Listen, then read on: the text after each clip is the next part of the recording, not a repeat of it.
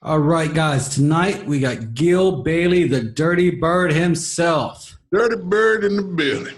straight out of Detroit, Michigan. Man, Gil, let's get started. You introduce the guys and tell them who you are. uh, I am Gil Bailey, the third, affectionately known as Dirty Bird. What can I say? Um, I've been in radio for a while. Uh, Hosted some shows where I met you in California. Yeah, I was the token cracker. Okay, yeah. So Yeah. I don't know. I don't know. It's a Well, lot that I can let's get say. started. Let's get started. I met Dirty Bird out in Hollywood. I was out there. I was playing rock and roll life. I was recording my album. He was having these music shows with hip hop guys and rappers. And the thing about Gil you got to understand is he'll bring out six, seven, eight different groups, and he brings people into God mode. Like right now, he's being a little bit shy. This is odd for me to see him like this, but I've seen him bring performances out of musicians I've known and I've laid tracks down for. He puts them up into a god mode, so they're performing like they never.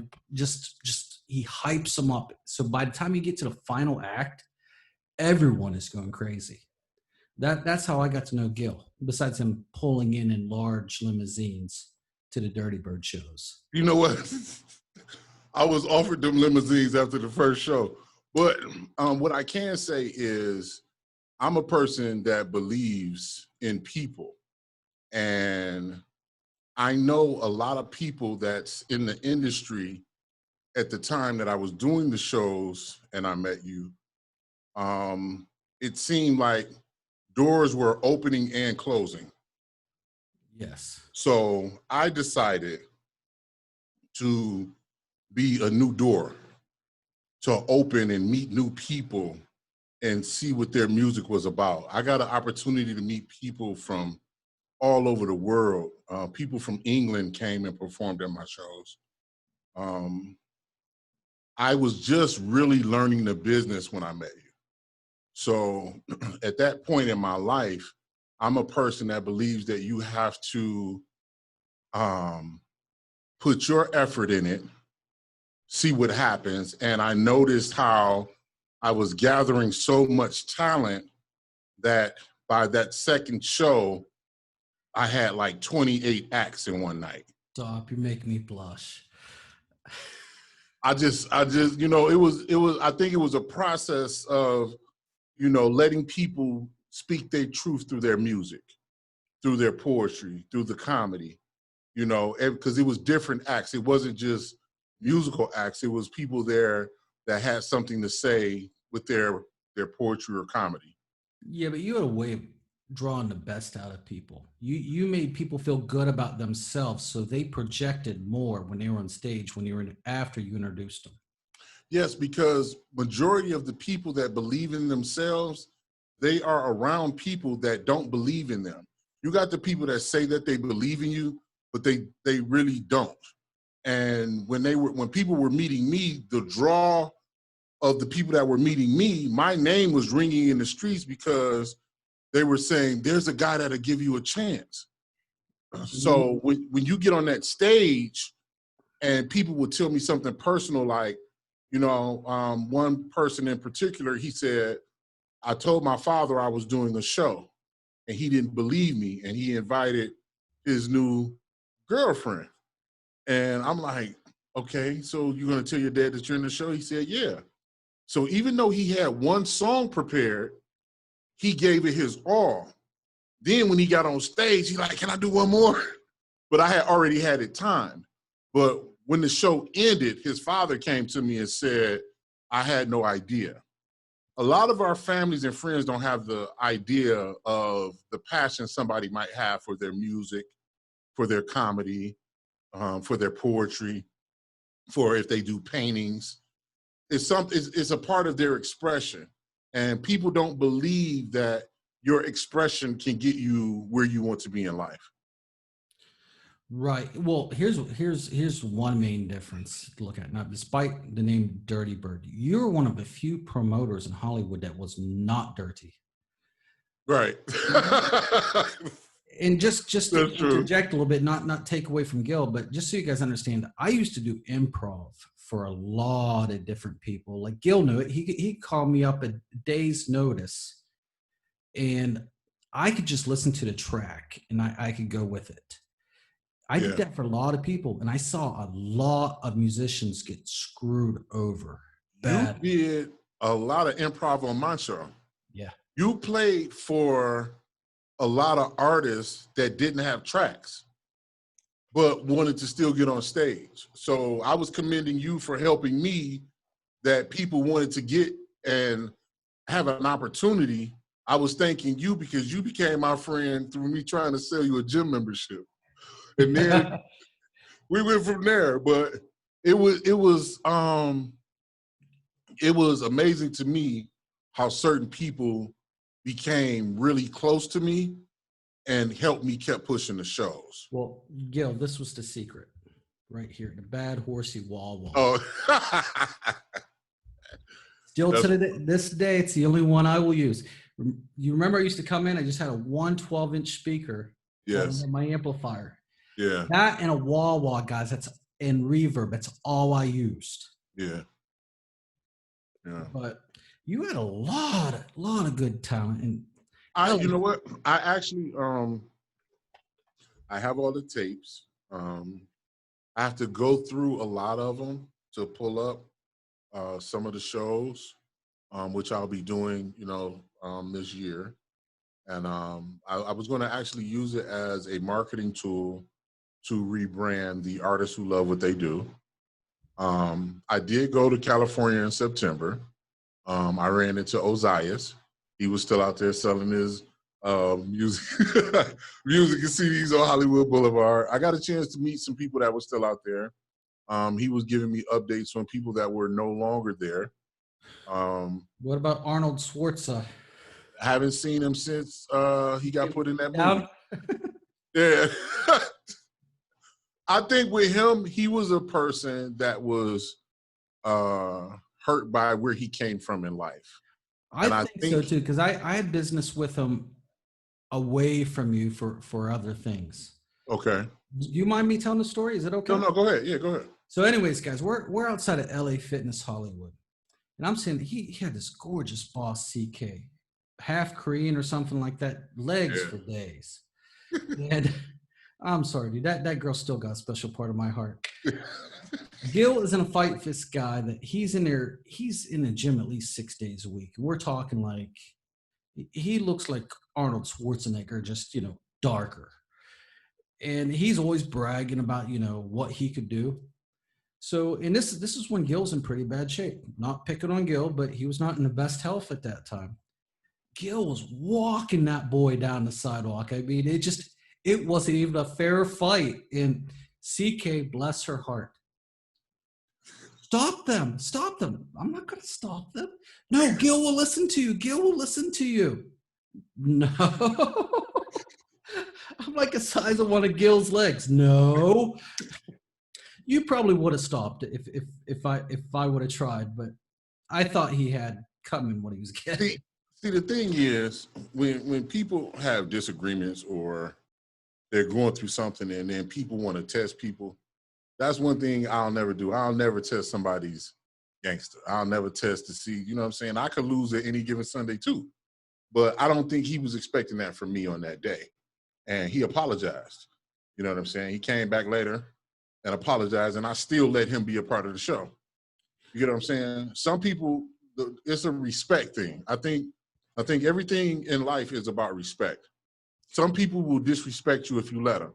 Some people, when you meet them and they feel a certain way about you, then they're going to test you. And once that person tests you, it's up to you to protect yourself. And that's the position that I think he put me in. He was an interesting cat. I mean, outside of that, like I've been to his office and stuff where he's doing his business. And, he had these girls doing everything for him. I mean, the guy really seemed like I'd like to know where he's at right now. what he's doing because Well, I know he after, had you know, what potential if he could happened. kick that chip, you know? Okay, but you have to realize what happened. Basically, when I first start inviting other companies to the show, so just say it was Sony Film and Music, Right. Maverick Records, any record label, Capitol Records, when all those people were coming, I didn't know that they would pick people, you know, from it was like movie outlets were coming. I didn't know that they were picking people out of my shows and then signing them in the contracts. I didn't know about that part of LA then. All I knew is that I could draw people and they can come perform. So what happened when it was time to throw that third show, and I would contact and ask if they would come perform again, he ended up being put in a Will Smith movie, Hancock. He was in the jail scene in Hancock. He came and told me about it. Really? Yeah. So when you pull up Hancock and you pull up the jail scene, he's in that scene. And he told me he could no longer perform in my shows. Then the young lady that sung the Bob Marley song, she was signed by I want to say I think the record label is called Maverick, but they're located on Sunset Boulevard. It's a big studio on Oh, you're Sunset right. No, Boulevard. it's Maverick. It's Maverick. Okay. So she was signed by Maverick. So when I asked her to come back and perform, she said, "I'm sorry, I'm up under contract. I can't do it anymore." So what I like about the life learned lesson is if you're not a record label, if you're not a management company, if you're not a marketing media company, you have to know what you're doing when you're getting ready to do performances like that. And if just say I knew what I was doing, I would have put some type of finder's contract fee for me to keep it going. And then every time somebody found somebody, they would have to go through me in order to get them. And that's what I didn't do. So I learned the ins and out of the industry by making those type of mistakes. That's common in Hollywood, though. I mean, that's very common. Well, I know it's common, but you have to realize when you go to a place for the first time, when you go to a place for the first time, see, what you got to understand about me is I was coming there to be to do a talk show. Okay, so I'm thinking that somebody's coming to see me do a talk show, and they would sign me and let me, you know, do what Jay Leno was doing. You know, I'm looking at the bigger picture, but people weren't coming to see me. They was coming to see the talent. I'm like, wait a minute, I booked all these people. You know, you see what I'm saying? But they wasn't looking at me. And I'm like, what's wrong? Why is everybody getting signed but me? So it became a frustration. So I had to see what direction that I wanted to go in when I came back again. So that's why I say you became a big help because now you were able to still be a part of the shows. You get what I'm saying? Like everybody had a direction that they had to go in, and then you got to say, well, look at us now. Yeah, but should I say the name? I had Jody Edmonds from Cutthroat Records at my back, so I didn't have to worry about those sharks, you know? Okay. I mean, right across the street from where you were having the shows, Right. Jody used to take me up there all the time. There's Bone Thug and Harmony records all over the studio. I can't remember the producer's name, but Okay. he owned 1/3 of Cutthroat Records with Jody Edmonds. So I didn't really, I mean, I got screwed over by Jody in a business deal. But when it came to music industry and stuff, if I had any issue, I'd go to him. He would Okay. take, you know, but I've seen a lot of people. I mean, that very thing you're talking about. Worse yet, like you sound similar to someone, they would sign you and shelf you, and that's something a lot of people don't know about. Well, I said when I started my label, I was saying I don't want to do that. I always wanted to be the platform to where I be fair with the artists. I know a lot of people in the industry are greedy. I know a lot of people hold things over other people's head and it can go south. But I knew when I was doing Artists Who Love What They Do to showcases, I would eventually have a label. Now that I'm establishing the label, whomever I sign, I teach. The reason I teach them is because I think an artist should know what the ins and out of the label does. And eventually, as long as I'm fair with you, I think we can split the funds the way that the funds are supposed to go.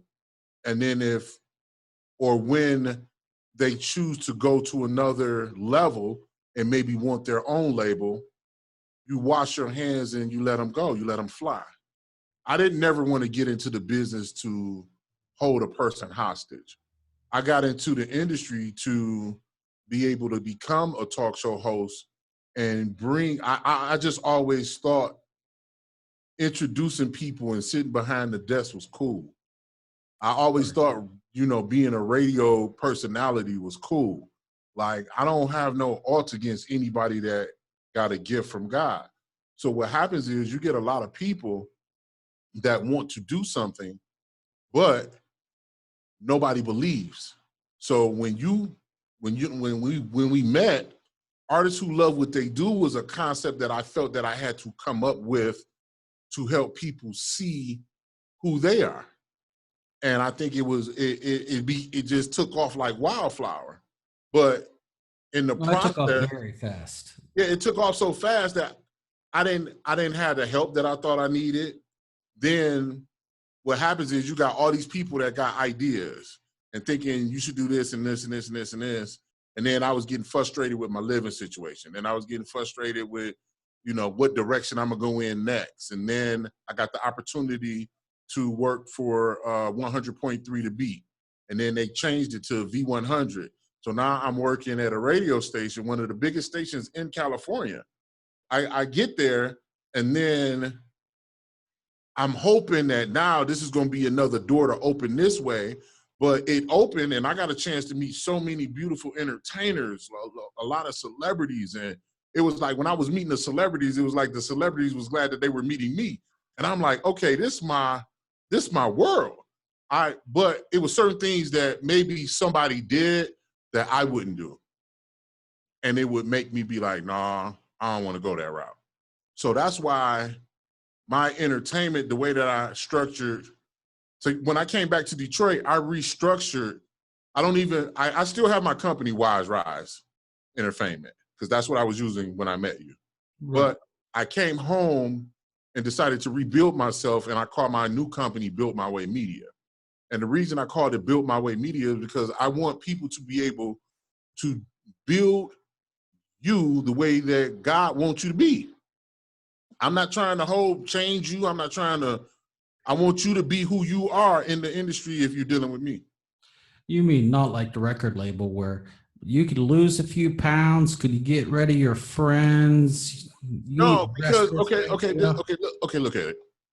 You have an industry where you got people that come and go. And in the industry where people come and go, it's the self-esteem of people. So if a person feel a certain type of way about you and you accept how they feel about you and it was negative, you destroy that person. That's where all the drinking and the drugs come in and all the disappointing things and people don't want to go back home. I think the best thing for me when the radio station sold is I was embarrassed. I didn't want to come back to Detroit. I felt like, man, I was around millionaires every day. I was around so many people every day. But the best part about coming home is it humbled me to start from scratch, to know that I can get to a level to where these people had all the mansions and all the pool parties I went to, and people they treated me with the love. I just needed to regroup and start over, because the one thing that happened is when I came home, I had nothing. I had nothing to come home to. As a man, your pride. You go to a place, you go to another land where so many people start to love you. But then, and then you feel like you couldn't hold on to money. You done lost another job because the company sold. What happened? So to come home, I drove home. I don't know if you remember Mishu, but Mishu, after the police took the car, I had a BMW. I had a 1979 BMW. A lady sold it to me for $500. It only had like 30,000 miles on it. She said all she did was drive to the grocery store and to church. And she asked me where I was from. I told her I was from Detroit. And she said, I want to bless you with my car. And I said, how much? She said, $500. She gave me the pink, out in California, you get a pink slip. So Right. she gave me the pink slip until she was trying to find the title. I made a U-turn on Hollywood Boulevard and the police took the vehicle from me. And if you know, if your vehicle gets impounded in California, every hour that goes by is $100. Yeah, I know. So after 10 hours, that's $1,000. And I didn't have $1,000 to get the car out. So Mishu gave me a 1994 Lincoln Continental, baby blue, like this color. And she said, it doesn't have any shocks, but the engine is good and you have to do some work to it. Well, I'm from the Motor City. They just sold the radio station. My severance check was $3,000 and my unemployment was kicking in. So what I would do would call Refer Automotive here in Detroit, and they would ship all the parts back to LA. And then my friend Papito, he fixed the whole car. The rims, the brakes, the shocks, he fixed the whole car, and then I drove back home. And then on the drive home, that's when everything was kicking in because I was feeling embarrassed. I'm like, man, I gotta go back home broke. I'm like, I came out here, I did my thing, and because at the same time, my daughter was in foster care. So now it's time to come home since the radio station sold.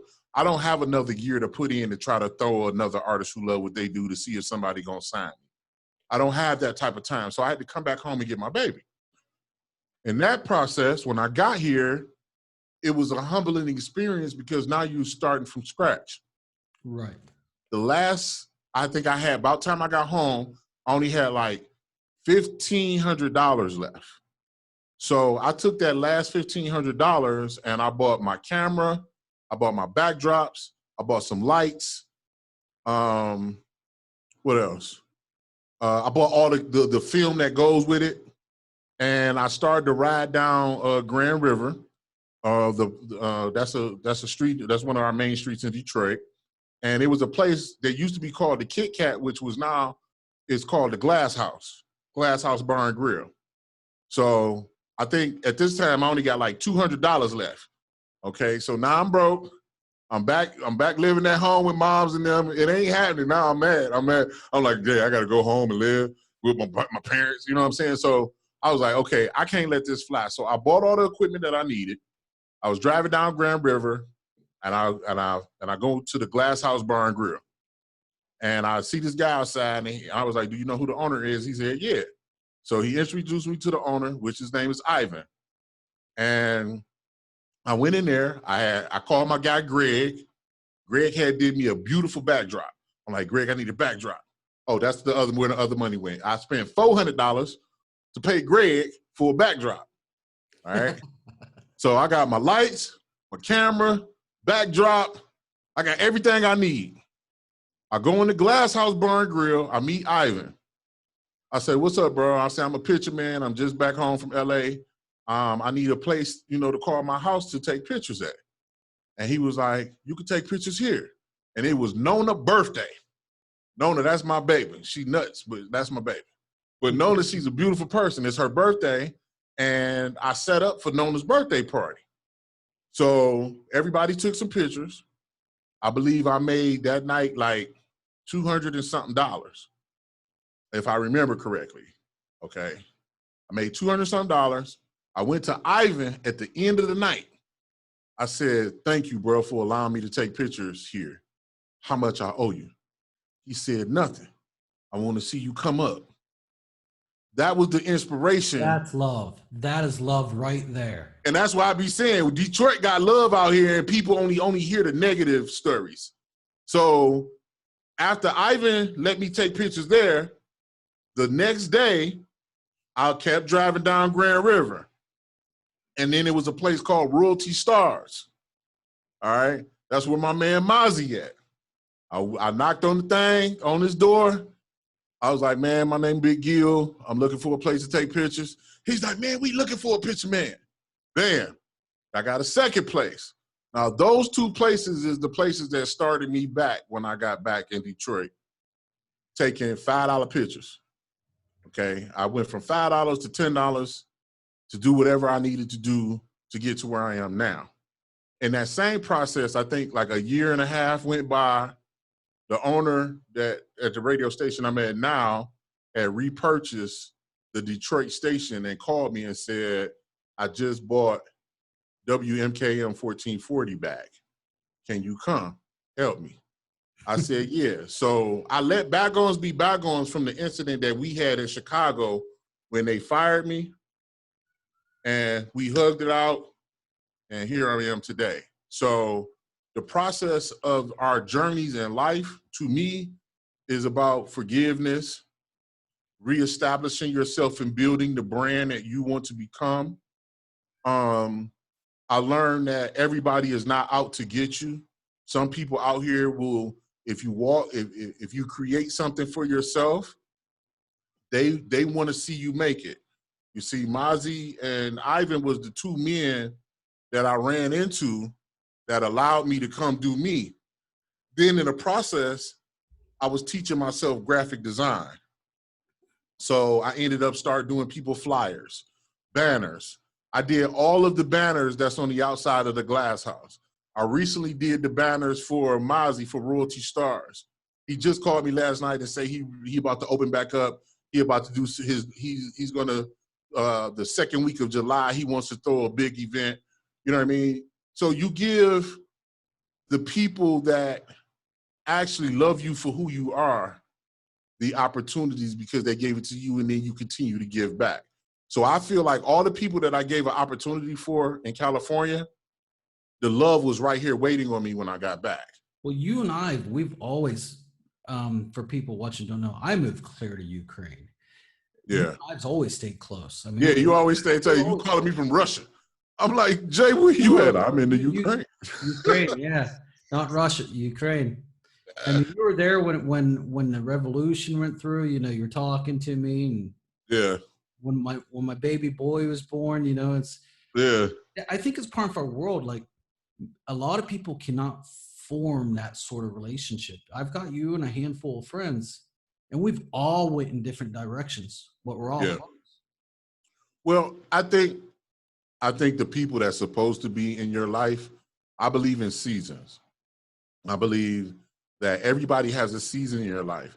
You can know a person forever, but there are certain people that's going to come into your life and be there forever. You can know people forever or know of them forever. Relationships is based off of what the connections was when you met them. When I met you, I think that I didn't know that we were going to become the friends that we became.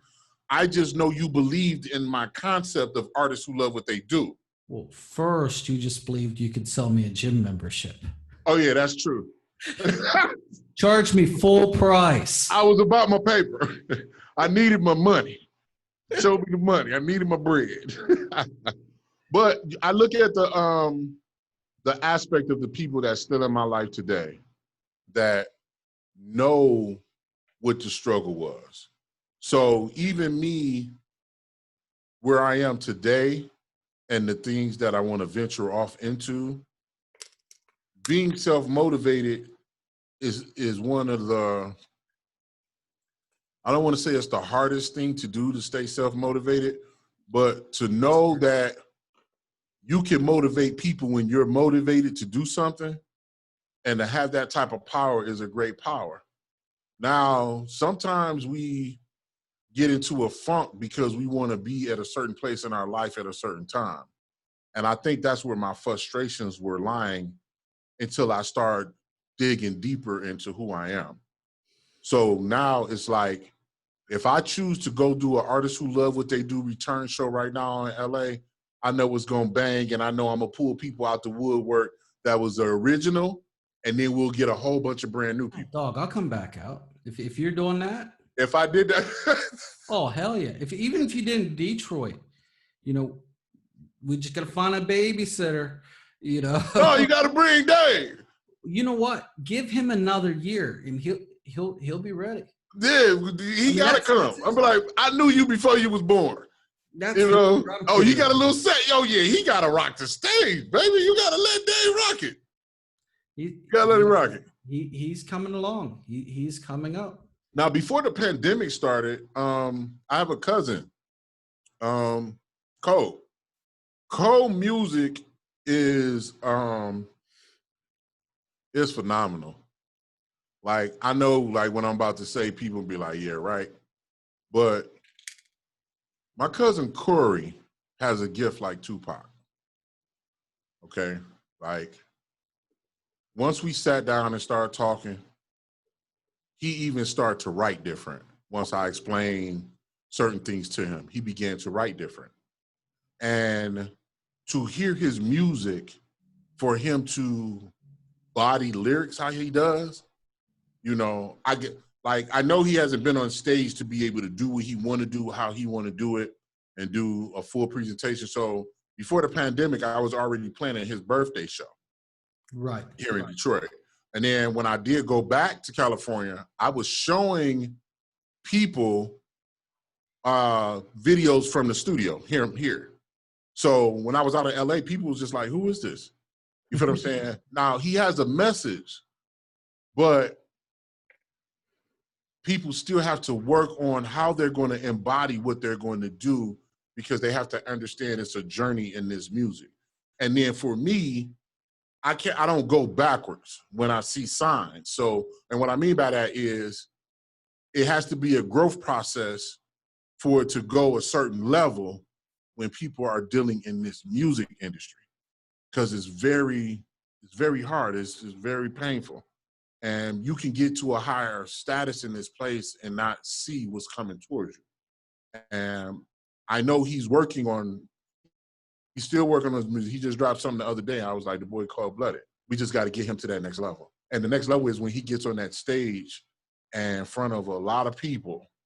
Well, it's always different. I mean, speaking as a guitarist, I mean, I feel I play the best in front of an audience. I mean, when I sit down in a cold studio, I cannot get the same emotion coming out. And that's the reason there's a lot of bands, Rolling Stones, to name one, Aerosmith, another one.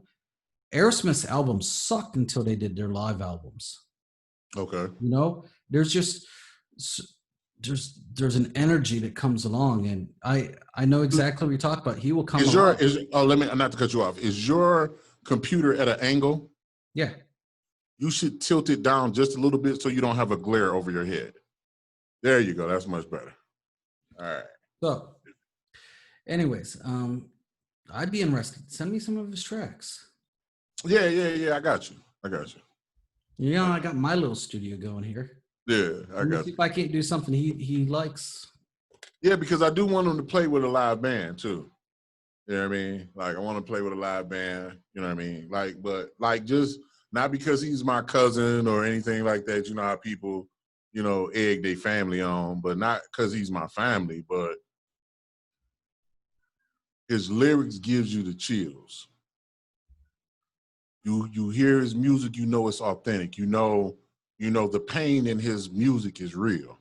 He's not no fake wannabe gangster. He not that. His life of what he lives through his music. And that's the respect part. So I'm very sensitive on how he's introduced to the world, because what we don't need is people looking at him in a facet to want to test you. I don't want that for him, because that's what happened with Tupac and a lot of industry cats. People test you. I want them to listen to what he's saying. Yeah. So they can see the equality that they have in them, which was in him. He just delivers it differently. That's all. Like, so his introduction to me to the industry is very important. How you are introduced to the world is important. What you're saying on your music and how you're introduced to the world is very important.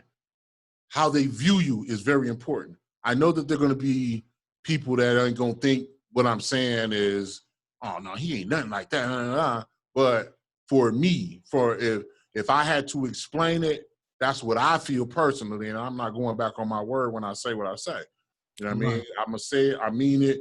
This is what I believe for him and his music. But that part of me and his journey, we are here at the standstill until everything gets back into rotation. You get what I'm saying? Because I got a lot on my plate of what I've been doing. But my introduction for me, for him to the world is gonna be a little different because of what he has to say. And he also wrote a book. It's next to me somewhere. In the time off that You have that effect on people. Who else? for me, I got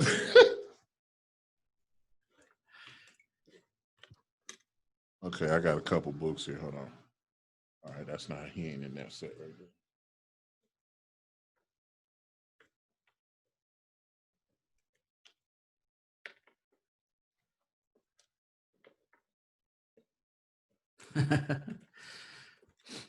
I gotta fix my bookshelf. Now, how do you feel about coming back home? Someday I have my good days. I have my bad days. The thing about coming back home is you get that what if. What if I had stayed? That part I don't think ever goes anywhere. I don't think when I'm thinking to myself, man, if I had stayed and I had did this, what would have happened? Because I feel like I'm a force of happiness. I was bringing so many people together and didn't know how they was getting there. Can I do it again? And then when you think about it, I can do anything. I feel like I could if I needed to plan a show right now, and because I know the footwork that I put into it, that footwork means a lot to me because I knew what I did. Now, even though this is what you got to look at. 2005 to 2010 is my time frame of leaving Detroit. So 2 years in Chicago, 3 years in California. Coming back to Detroit in 2010, and now that it's 2020, the experiences that we have makes us who we are in the journey. So for me to be able to duplicate it 10 times better, I can do that now because of all the things that I went through to get to this part of the journey. So coming home was the best thing for me because of what I was running from. You have to understand, I met you in a good place and a bad place. So if I get you to remember, I will always be on the stage and say, I'm doing this for my kids. I want to blow up because I'm thinking, you got to realize the concept of a father knowing his situation and he's not with the mother, kids are in foster care. I'm thinking I'm about to come out here, somebody see me, I'm going to blow up, I'm going to make millions of dollars, I'm going to go back and get the kids, get the girl, do this, and this is how it's going to be. That's not what. Even though I'm thinking positive, that's not what happened.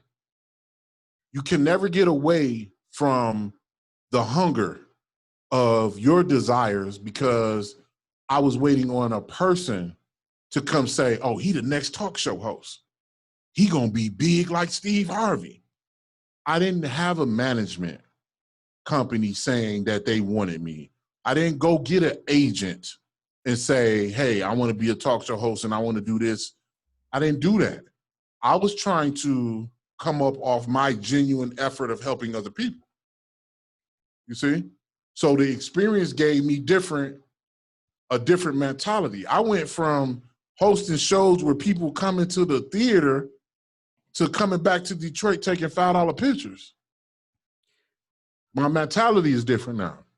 Sometimes you got to humble yourself and go back to the beginning. It's the drawing board that we go back to.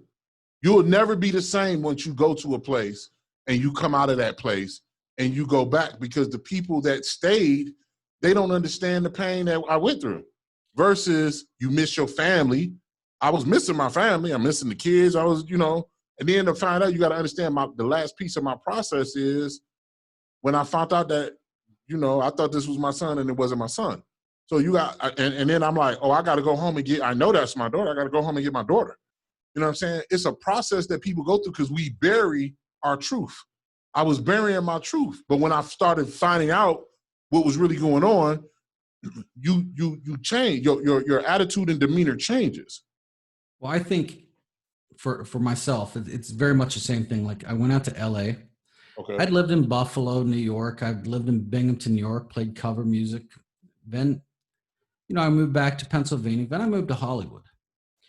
And that was a whole different world for me. And I think just like you said, it changes you. You become a hungry person.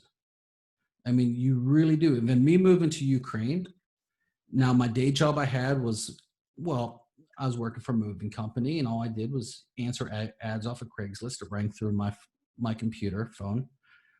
And then that went away. Craigslist blocked all out of country IPs. So I had to figure out what to do. I'm in this country, got this beautiful girlfriend. So I start teaching English, start working my way up until I was one of the highest paying English teachers in my city. Okay. Then I started working, believe it or not, Landstar has an office in Ukraine. I learned to be a freight broker there because I got as high as I could get. I couldn't go any higher, but I was teaching their head of HR English. So she worked with me. It took her 4 months to get me hired on because they didn't want to hire on an American for an American carrier. But when I came back home, I feel the exact same way you do.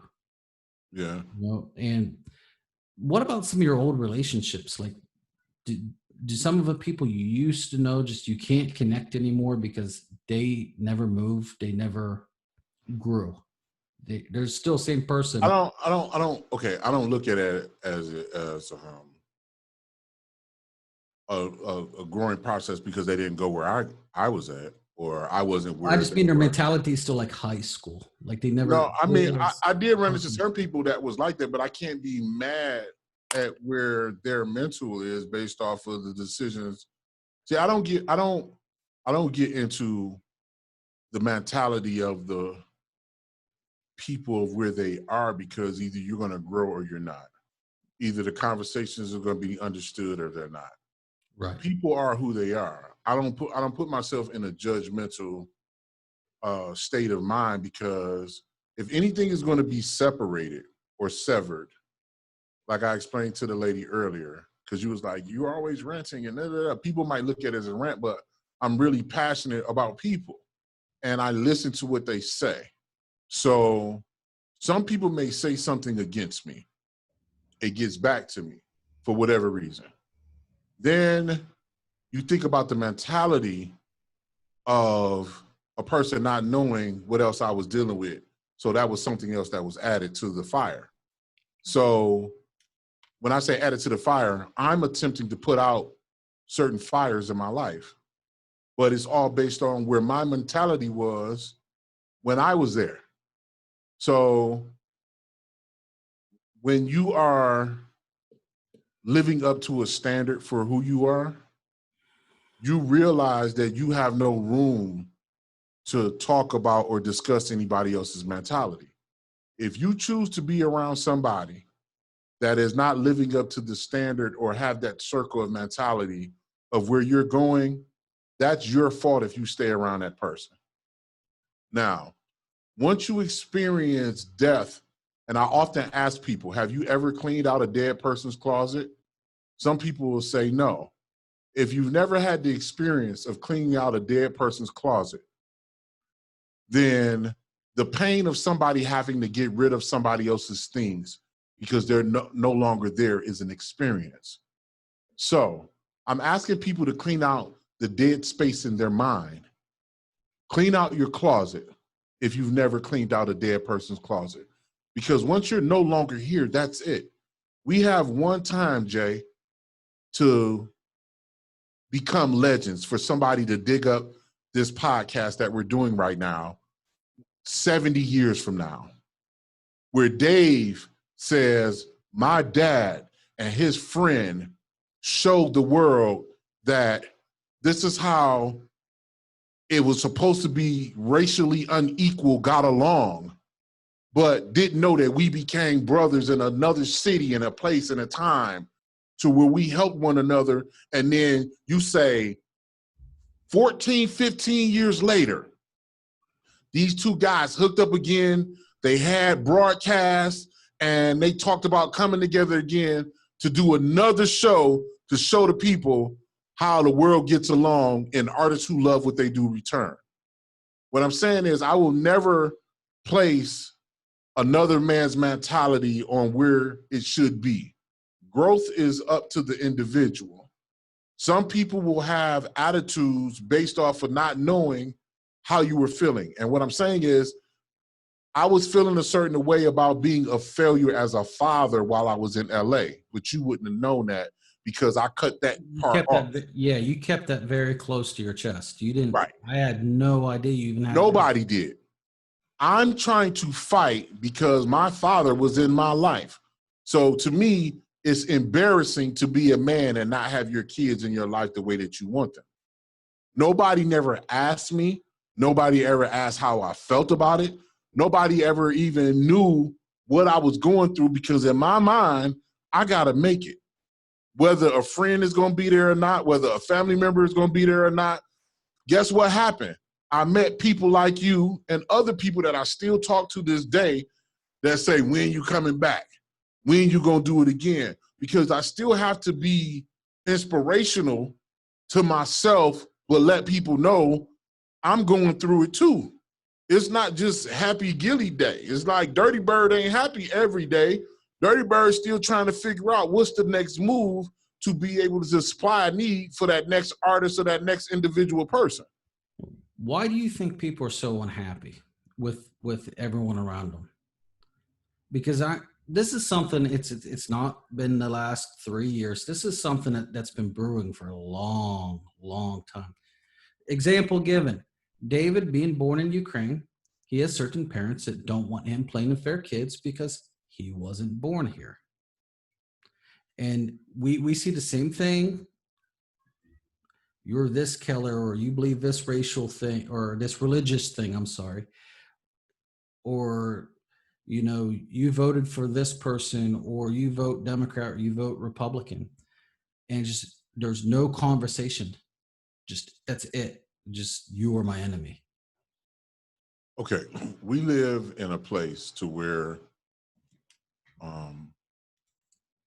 I don't know if you remember one of my poems that I did on stage, but I was saying we all have the same emotions that come out at different times. And the reason I was doing it that way and not putting a color or creed on it is because we all cry, we all laugh, we all sing, we all hum, we all do something in the characteristics of breathing. Like God has given us all breath. I believe where the distraction is, to get to your question of unhappiness, is people are unhappy with self, but it's not their fault. Because if you grow up in hate, then you grow up to be a hater until somebody else comes along to show you love. Now, guess what? Some people might not know why you're showing them love, but God is telling us to even love our enemies. So if a person grew up in hate and you got the opportunity to be in the same room with a person that hates you, can they really tell you why they hate you until they get to know you? And the answer is no. No person can tell you why they hate you if they were never engaged with you or ever had a conversation with you or ever understood why you make the decisions that you make. Decisions that people make is based off an upbringing. I got a lot of whoopings growing up. Some people grown to this day and never got a whooping in their life. You get what I'm saying? Like some people, to be honest with you. Well, I mean, it could be, but it's some people that never got a whooping a day in their life and they got a beautiful spirit. Everybody doesn't have to go through the same process. I'm just saying there are different processes for different people in different times of their life. Hate that's something that's taught. Do you think I don't think anybody is born with, me personally, I don't think people are just born with hate in their heart. I think people are taught to hate, not to love. You think the external hate is more from your internal hate and you're projecting it out to everyone else? Basically not being happy with yourself, so you're dragging other people into it. Okay. If a person is unhappy with themselves, there's a reason why. No one actually takes time out to find out what's going on with people. You have to understand we still live in a selfish world where we're trying to teach people to be selfless. If everybody was to use their gift, if they were to use their musical gifts, their medical gifts, their buildings, to build a building is a gift. To be an architect is a gift. To do graffiti is a gift. If the world was allowed of people to use their gifts into what they would do and to get paid for it, a lot of hate would go away. That's my opinion. There is no judgment against no man that I know that God brought here. We are equal people. You were in the womb of your mother. Guess what? So was I. You came out of that womb. So did I. We did not know what colors we were. We just know that we are human. The human race is what we have to look at overall. The hate that people have in their heart is taught. Malice is taught. Being envious of another person is taught, because if you notice, I showed everybody equal time on the stage. I gave everybody the same equal energy when it was time to introduce them. I didn't ever want to get them off stage and somebody say, well, you ain't introduced me like you introduced him. Never wanted that. Everybody gets it equally. And then that's like me going back saying, well, you didn't perform like he did. Maybe that was their first time performing. Maybe they got to get their performance etiquette right. America is supposed to allow us to be who we are, say what we need to say. For instance, I don't believe everybody that's going to the White House should be at the White House asking the president questions. If you really wanted to help, go figure out another way to get interviews exactly right from other people to come up with the solutions, and stop asking somebody that doesn't want to give us a better solution for answers. Well, here's the other thing. No matter who's the president, no president can do everything. I mean, we really have to start looking inside our smaller societies and seeing, okay, we got this problem. How can we fix it? Well, you still got the power, the powers that be. We're on a platform. It could be somebody that could be angry at me right now, like, who is the white guy Gil talking to? Right? Somebody could be on your end like, who is the big black guy Jay is talking to? You know what I'm saying? We don't know the personality of everyone in the world. I believe what we're doing is our job as humans to show people that we can communicate without arguing. We can have a conversation to find a balance of understanding from two different worlds. Well, let's touch on that real quick. Like in Los Angeles. No, I worked at Hollywood Lawndale. Hollywood Lawn. Guitar Center Lawndale, Guitar Center Hollywood, and I worked at the Westlake headquarters. Well, when I worked in the other guitar centers, there was a lot of times the pro audio guys would send me down to South Central Compton because they were afraid. I never had one person, just because my skin color, when I walked in, hey, I'm from Guitar Center, I'm here to help you. Never. Everyone's like, you can get mugged down there. You can get hurt down there. Okay, never. That's what I'm saying. You walk in and they always treated me like family. It's how you treat someone's how you get treated. Okay, but just imagine somebody saying something to them and they carried that mentality and that's all it was. I guess what I'm saying to you is our journey and experiences in life is based off the thought process of a person's experience. That's why I don't hate anybody.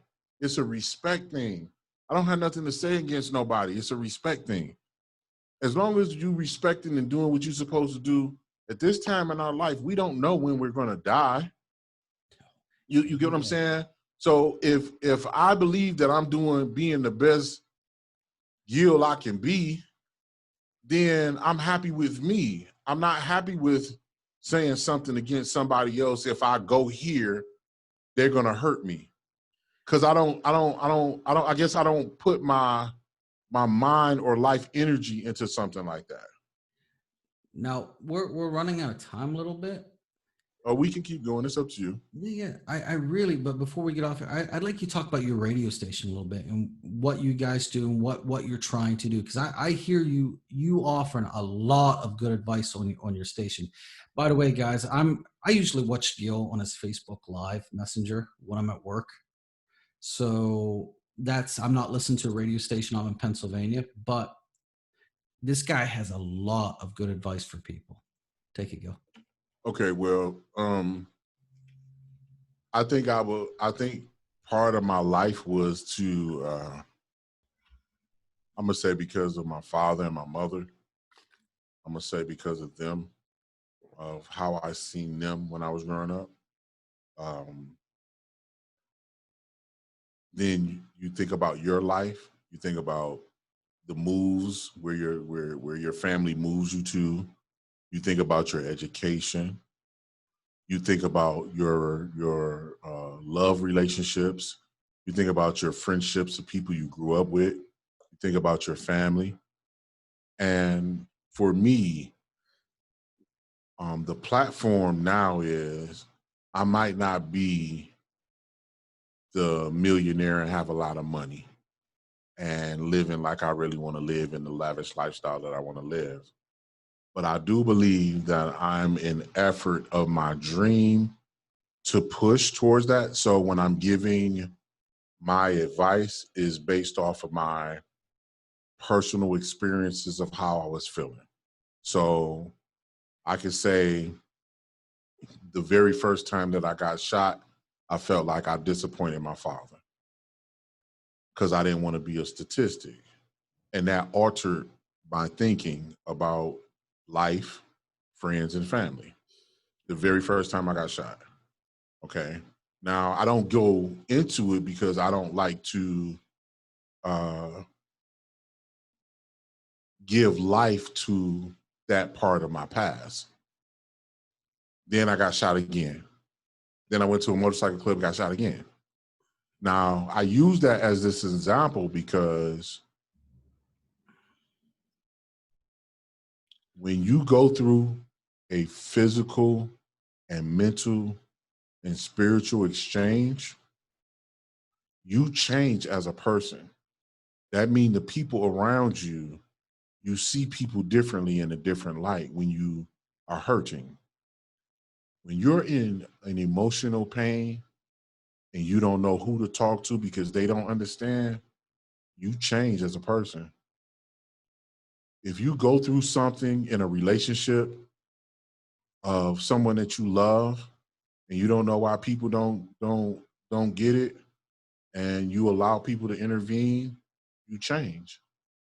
When you work in a place and and say people don't like you and we all here to get a paycheck, it affects you. So after a while, so many things are going to affect your life to where you change for the better. So now it comes back to my title. Artists who love what they do is genuinely a statement of people who love what God created them to do. So there is no judgment. I can be around anybody any given Sunday, no matter what country they from. My friend, when I lived in the hostel, she taught me how to speak Russian. She said, "Why do you want to learn to speak Russian?" I said, "I really only want to learn how to say I love you in every language. Ete le bleu. That's how you say I love you. Yeah, tibia blue. Ete bleu. I didn't say, I ain't said Yeah, it so long. yeah, tibia blue. Ete bleu. Tibia. Tibia. Tibia. Yeah, tibia Tibia blue. bleu. Blue. Le, Blue. le bleu. Yep. Did I get it right? Yep. I ain't said it in so long. But just to meet somebody from another country at that point in my time to be able to teach me to say it. Do you get what I'm saying? We have to learn from other people in order to resolve the issues of the world. And music is that vessel. Poetry is that vessel.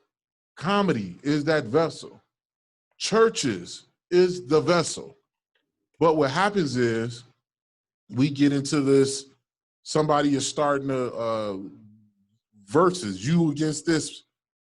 I don't want to be against anybody. I want to live a happy, blissful life. But unfortunately, we have to do things that we don't want to do at times. I used to think like that. Now I think that I have to do what's in me and don't worry about what nobody's thinking. Because when you worry about what other people are thinking, it's a distraction. You cannot possibly get to where you want to be because you might ask somebody or tell somebody an idea and they might be like, nah, that's not going to work for you.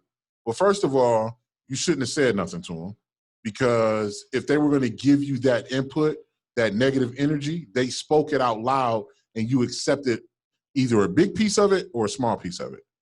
So I had to learn, even my endeavors as I was driving home from California, I was hurt. I videotaped myself.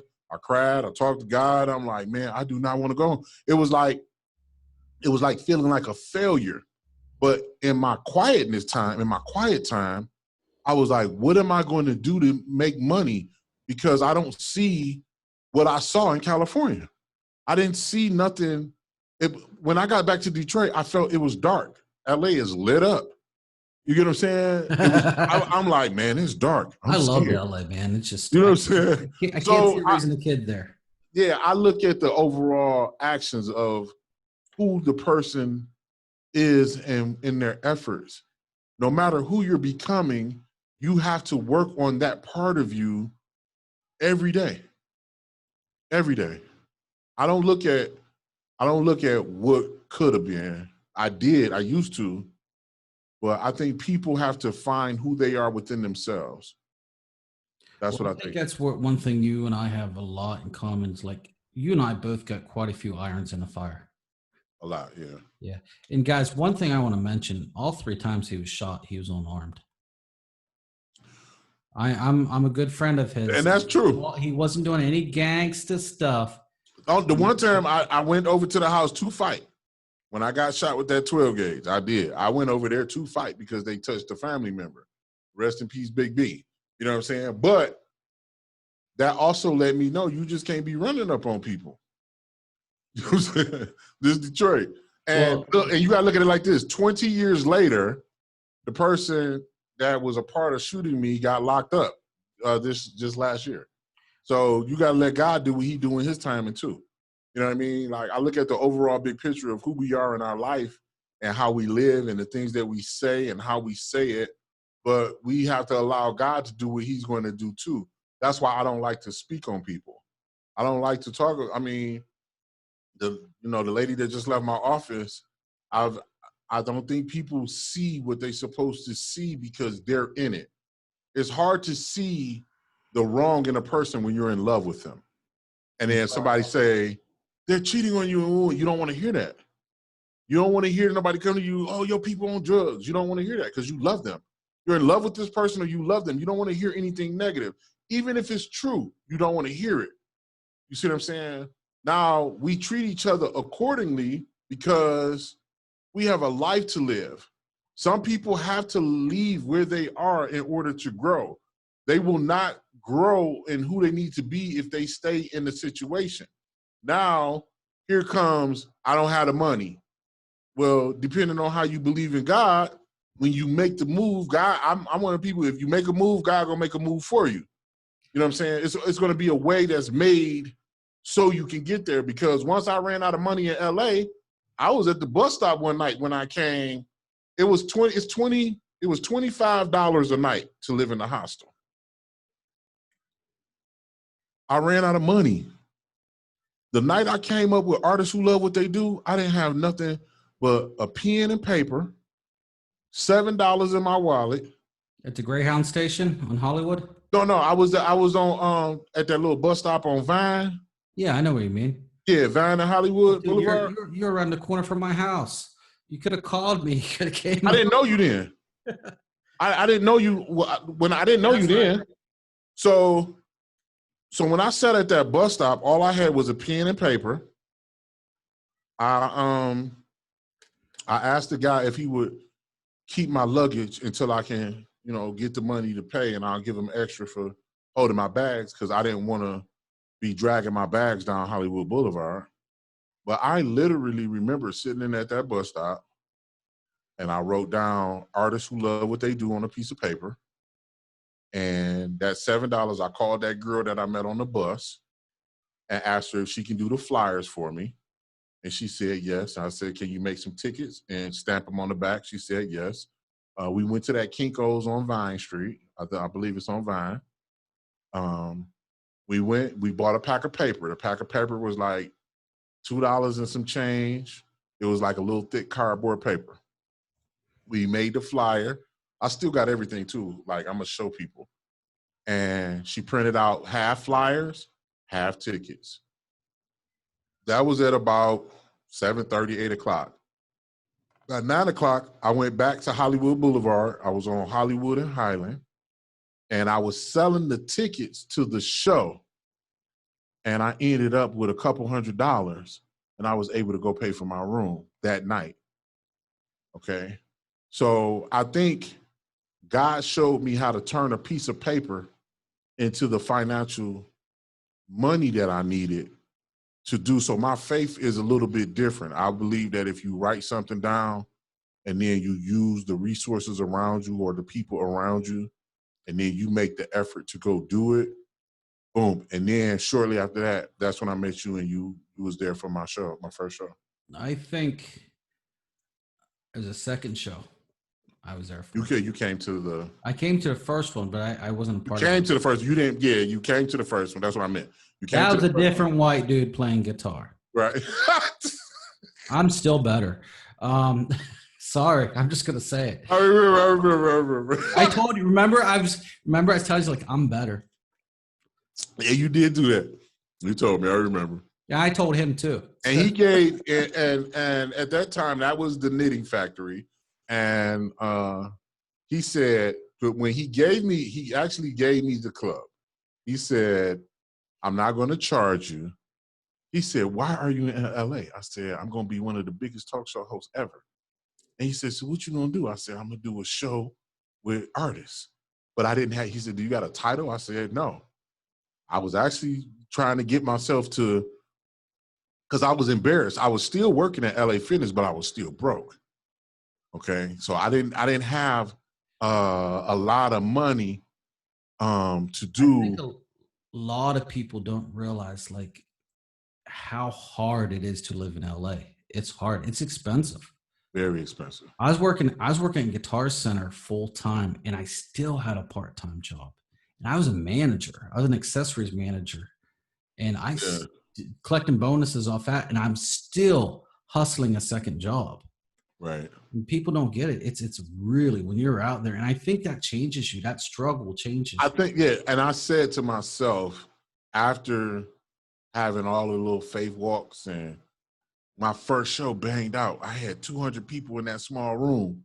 And he came to me that night. He's like, I'm not going to lie. I thought you was from Detroit. I thought you was going to have 50 people.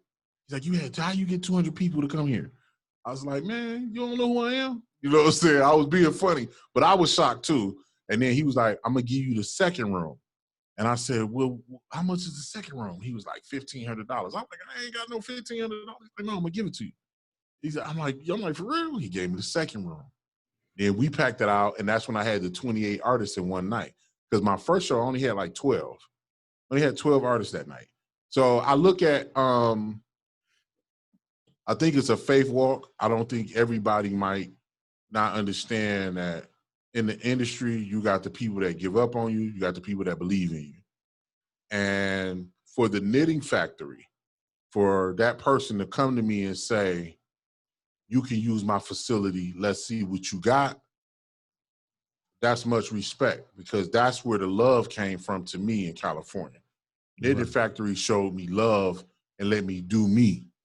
And They're then the good radio people. station did the same thing, you know. He did the same thing for Mandy Line. Mandy Line was like a rock guy. The Yeah, Knitting Factory is good people. yeah, So it's yeah. one thing I struggle with since, and I've only been home for 11 months now. Dave and I came back to America with 2 overhead bags. That's it. Okay, And and I've built back, I think, very quickly. But I will have people that's lived here. I grew up here. This is where I'm born. okay.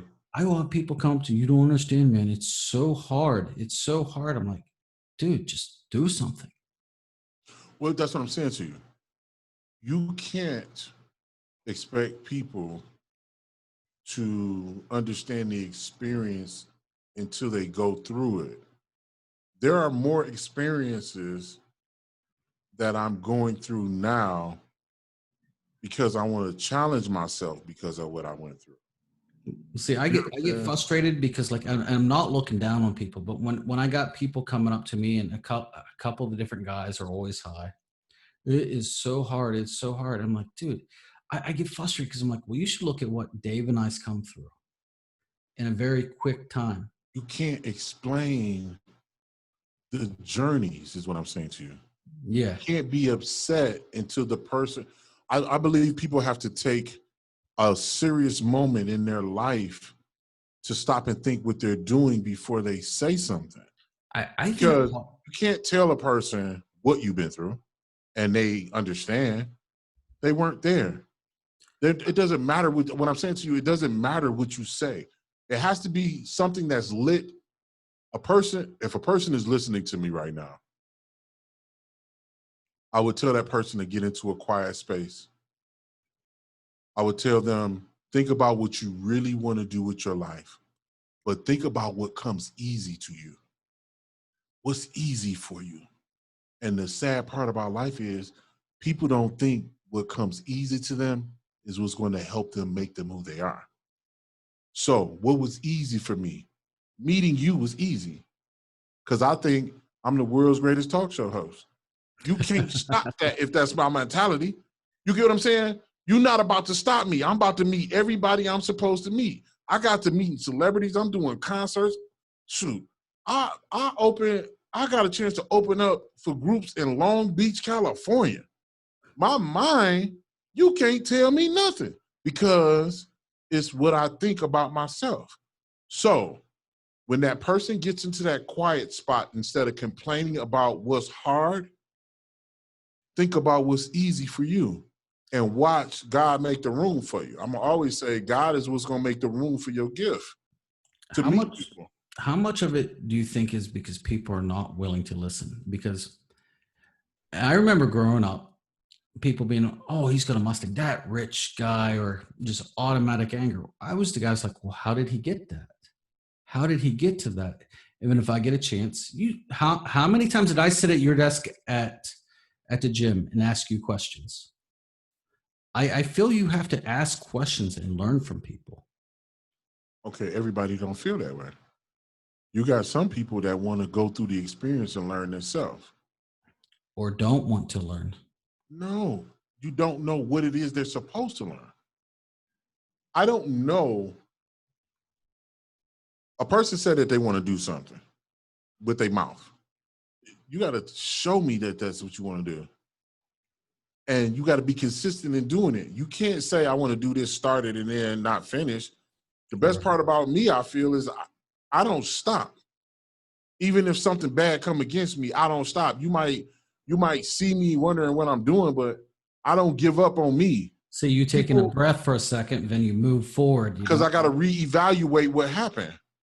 I don't go to complain saying, "Oh, this is hard. This is that. This is that." I don't have that type of time. I seen a movie with Eddie Murphy once. I think it's called like 1,000 Words.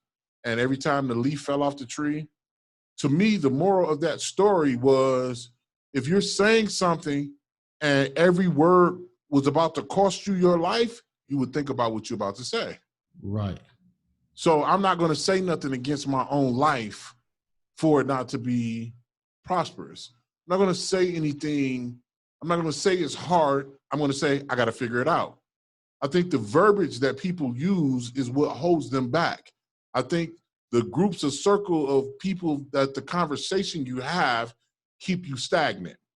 I think that if you get around a group of people that you went to just to hang around them for status, you're not going to make it. Right. Because you're hanging around a person for the wrong reason. The one thing I had learned from Mr. Dewey Hughes, I had got into a big bind and I asked him for some money. He said, I don't loan friends money. I'm like, dang, why? He said, because loaning friends money would kill your friendships. And I didn't ever think of it like that until he said it. But because he's wealthy, don't ask me because I'm wealthy. If I'm going to give it to you, I'm going to give it to you. Well, that's a lot of Mike Tyson's attitude. Like I knew Mike from Mark Jackson's Cigar Lounge. Okay. And I would see people just going up to him. Hey, Mike, can you do this for me? Hey, Mike, can you do this for me? Not just the photos. You know, I remember one day I'm sitting out in front of Mark Jackson's Cigar Lounge and we're listening to my album. At this part in time, I wasn't really hanging out with you. And I remember I was like, hey, Mike, I got to ask you. And I just see him put his head down. And he just like, oh, God, I thought this guy was cool. I was like, you're the most famous person I know. I was like, is it worth it? Because I'm seeing this poor guy, people running up to him, not give him any breath. He don't know who his friends are. You know, I remember he started shaking his head and he was like, you know, some days this gets on my nerves. He goes, but at the end of the day, I love this shit. That was his exact words. But I don't know, man. For me, it is a struggle. You know, it's okay. Whatever it is that you want, you have to eliminate certain things that you don't want. right. Okay. I'm a grandfather now. Congratulations. By the way, I forgot. I wrote it, but I haven't said it in person yet. Right. Now that I'm a grandfather, I am not thinking Dirty Bird show. It's there. I'm not thinking artists who love what they do. It's there. I'm thinking grandson. What is the legacy that grandfather Gil is going to leave behind? How long do I have to live to teach my grandson the ways of the world, how I think his heart should be? I'm not thinking I think the selfishness of one thing my daughter's mom said while we were in the hospital, because I got really silent once the baby was here. She said, Gil is over there thinking about how he gonna build his empire for his grandson. And that's what I was thinking about. Because the Bible said what we have is for our children's children, our kids' kids. So my daughter's child, whatever I'm building is for him. Now, the process of what you believe and how you save money differently, what you're working towards, it's the independence. We're in the land of the free, home of the brave. If we take our independence and build what's necessary, so whatever it is that you're thinking, you might not think what I'm thinking when I seen Dave's drum set. The investment now is in Dave. You understand? You might be still focusing on you and the desires of what you want, but to me, you're focused on Dave, but is the complete focus on Dave. Now, have you ever seen the father and the son duo play together? The vision of who you are and what you're about to do with your son is legendary. It's something that you haven't seen. It's something that the world hasn't seen. The music that you're playing with your son is going to be something that may change the world. The idea of what you think success is That's where the disappointment can come and you say it's hard. You're successful, Jay. Well, What no, I'm no, saying. I don't mean it's hard for me. I mean, it's Okay. hard to see other people just not being able to learn. I mean, No. That's the part that you don't focus on. The learning process is by example. You can't get a person to accept what they should learn until it's time for them to accept it. I know that, but still, for me, I like to try to. For me, it's like trying to push them for their own good. You know, it's like, but I've in the last week, I've realized like I've set that aside. You know, like you, I'm thinking what I'm going to leave Dave. I mean, I'm not going to talk about my day job, but I'm trying to build that up as big as I can. So when it's time, if Dave wants to take the reins, it's his company. Okay. You know, the reason David, that drum set is really, you know, I was really thinking when you were saying that, the honest truth behind that. And I don't talk much about people, just like his mother, for some reason, had this strange thing that David couldn't have any more than her friends' children had. Well, the drum set I bought him, she threw out in the balcony and smashed it, even though it was his favorite thing. And the kid has always had rhythm. Like if you've seen, there's a video of him in Ukraine, and he's playing on a full kit. And there's an instructor. That instructor sat there and worked with David longer than any other student, and was saying like, this kid has talent. So the first thing I did when we got to America, his birthday, I bought him that kit. I've spent more on that kit than I've spent on all my equipment put together. Like those are professional cymbals. Those aren't kiddie cymbals. You know, the Let me skinny. ask you a question. Why do you feel that the people that you want to learn something should learn it from you? Oh, it's not from me. It's but if they're coming to me and they're telling me that, you know, life is hard, or they don't understand. For me, I feel like I'm doing something wrong because God's put them there, and maybe I'm conveying something wrong. I'm not executing what I should be to help them. That's where I feel. Okay, so the I feel question, like I'm failing them and I'm failing no, myself. no, I'm saying execution is a two-way street. You can't. Hold on, let me show you something.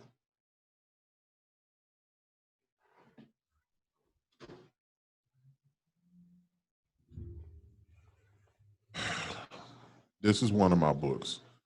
Execution, the discipline of getting things done. Okay. Sometimes I have to go back and go to a chapter in this book to be able to execute something that I feel like I missed. I actually said it, I think like late yesterday. I was like, I'm missing something. I'm missing something. When I go back and review about something that I want to get done because I need to get it done, what did I miss in the execution part? So just say I'm having a conversation with somebody that says this is what they want to do, and they just talking about it. They're showing me that's not what they want to do. That's what I'm trying to get you to understand. Yeah. You could talk to somebody until they blue in the face, but until they execute, until they show that this is what they really want, you're just talking to the wall. You're just speaking out. You're just speaking out. And motivation, there has to be some self-motivation in there. I don't think that there is just a person that's like, oh, I heard this motivational speaker and I went and I did this and because they said it. No, you have to have some type of self-motivation to say, I can get it done. Or I want to get it Everybody is done. equal. We on the same playing field. We all equal on this field. It's the team that I wants very the much most. agree with that. I believe most of us have the same skill sets. I think we all do. I just think it's how you use them. I think everybody, like I said, everybody has the same emotion that comes out at different times. You got something that about who you are and what you do that you bring out the best of you. That's what I think this is Yeah, and about. I know I see you getting frustrated. You know, a lot of times when you're trying to get people to understand, you know, and I see you getting worked up too. You know, I'm getting worked up because my passion, if somebody's saying something to me, and I'm hearing what they're saying, and I invested my time to speak to you, my energy is rising. But here again, I'm working on that. Because now I'm finding out that the energy that I'm putting into people ain't what it's about. I can't continue to do that. Today was the first time in some weeks that I was able to sit here and listen to what she's saying, and it was just like, how could you be that way and say you a minister of God? You preach God's word and you saying this about this person. People don't look, they don't, I look at, when I'm wrong, I look at me and why I'm wrong. Dang, Gil, you shouldn't have said that. I self-check me. I can't be mad if I say something to somebody that they didn't like and I know that they didn't like it. I can't, if I feel like I'm a certain way, I'm not going to change unless I think that I was wrong. You get what I'm saying? Like, something has to be said to me for me to be like, dang, that's how you feel about me? You know what I'm saying? And then if they feel that way, and maybe I heard it more than once, I'll go like, damn, maybe I do that. You feel me? Maybe I shouldn't do that. You get what I'm saying? So the self-checking is very important. You have to be able to evaluate you, and if you want to continue being the way that somebody say that you are, and that makes you happy, be that way. But if it's something that is offensive to people and you were doing it, I mean, I could be an asshole. You know what I mean? Anybody can. No, you can't. No. I'm saying in general, anybody can be that. You know what I'm saying? But when you do what you're supposed to do in the manner that you do it in, it's totally different. I look at life as, this is the experience that we dedicated to be the best us that we can be. And sometimes you have to meet the right people at the right place at the right time. I appreciate the fact that I was let go from the radio station in Chicago. If I was never let go, I would have never met you. Yeah. I would have never met the other people in the life of LA. I love every experience that I get because I know one day I'm not going to be here. I don't spend that much time anymore on wondering why somebody don't get me or what they feel about me. I don't do that. I used to, but now, this moment, we made history again, Jay. Like, can't nobody take this day from me. Can't nobody tell me having faith in my project of artists who love what they do didn't move my friend that moved to the Ukraine. You see what I'm saying? When you live freely, no guilt in your heart, no malice in your heart, no hate against no man in your heart, and you living genuinely, we get moments like this, and I'm happy for it. You know why? Because we'll be able to take this footage that you got, put it together, and I call you and say, Jay, I'm going back out to LA on this date. I need you out there. We need to play this footage because guess what? This show has turned into another show, and we'll be able to show the past, the present, and the future. Right. You get what I'm saying? We are the people that make America great again.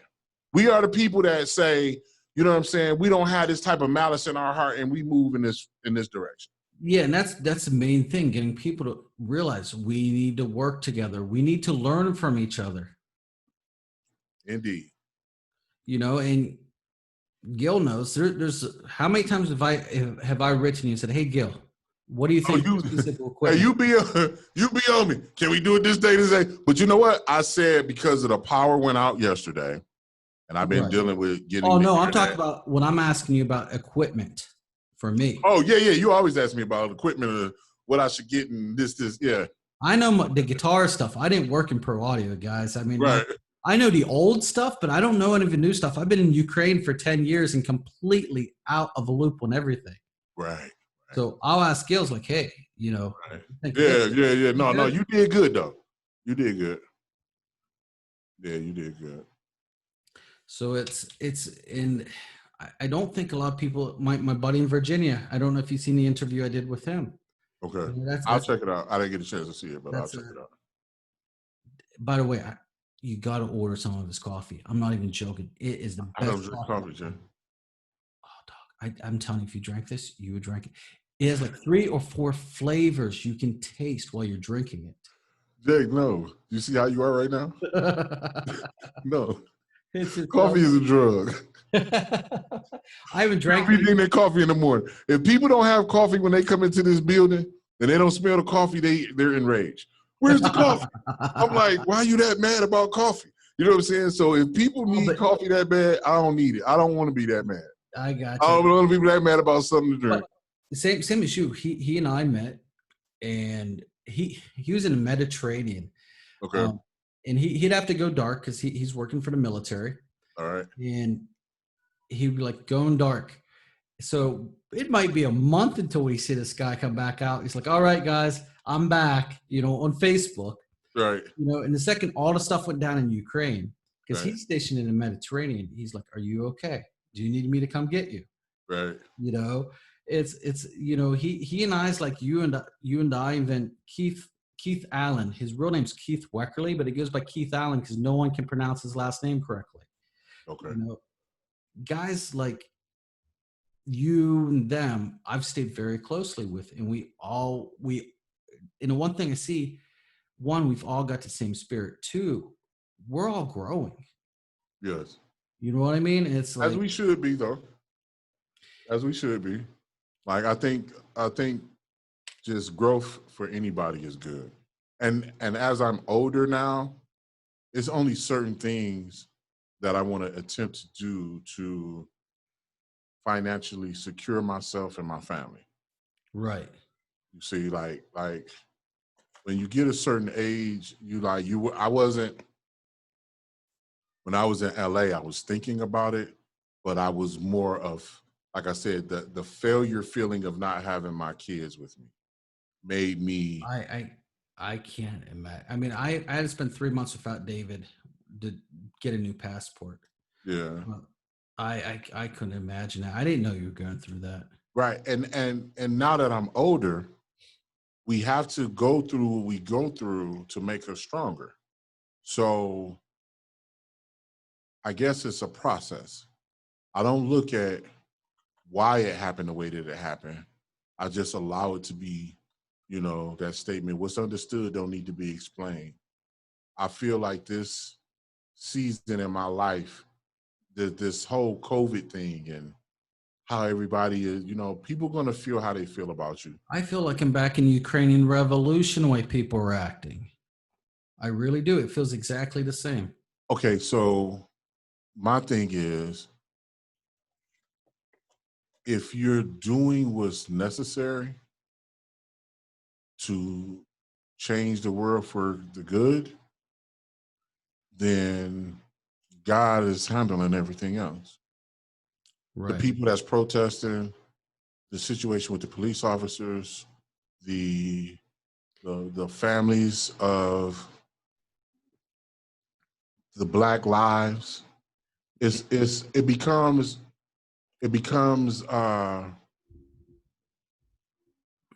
the prayers that we put out that hopefully one day people will look at us equally. And this sort of thing with like the police, this is something that happens more than it's put on the news. A lot. True. That's true. I mean, down in Dallas, what was it? It wasn't too many months ago. They did it to a white guy too. And what is going on that they feel that poor black guy up in, where was it? I was still in Ukraine.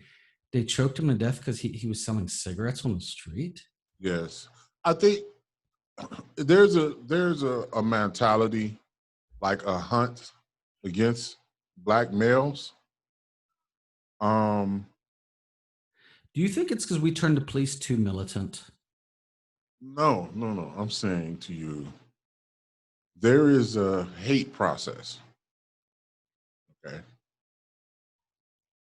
when you hate a person for the color of their skin, it is a problem with that group of people. Okay. Now, the fear that the police provoke is having people pull out phones. But as you see, the generations is changing. Am I angry? Yes. Do I want to go hurt somebody? No. I don't want nobody hurt. But what's happening is there is a spirit that is pushing a button that should not be pushed. But because people have hate in their heart, it's a lot of things that are becoming damaging. I don't want to ever look at a person like, I consider you my friend and my brother. I would never want to look at you in a hateful mindset. And I feel like it's the same on your end. Very much so. We don't want the world to be looking at each other and always having a side eye, because I think it's a spiritual thing. I think that the way of the world, I don't want to get into religion about it. I don't want to get into a convert about why this person may feel the way that they feel about me. I don't know you for you to feel that way. But for some odd reason, a person, they feel like just Jay, like you, my friend, but I don't feel this way about you thinking that Gil should die. I want Gil dead. You get what I'm saying? Like, even when we met, it was just like, it wasn't even a color thing. It was just like, what you do? You was like, I play the bass. Guitar. You had a guitar, you had a guitar. And I'm like, let me hear you. And then you start playing. And then next thing you know, you was playing in the show. I think that the way of the world, if the hate continues, is going to be destroyed by that, by the hate. I agree. We just want people to stop judging a person and stop pulling a gun on a black man. Stop. We don't. Same type of stuff I seen in Ukraine. Like the hate just exploded all at once. Just boof. And it's sad. Yes, that's true. And it's like,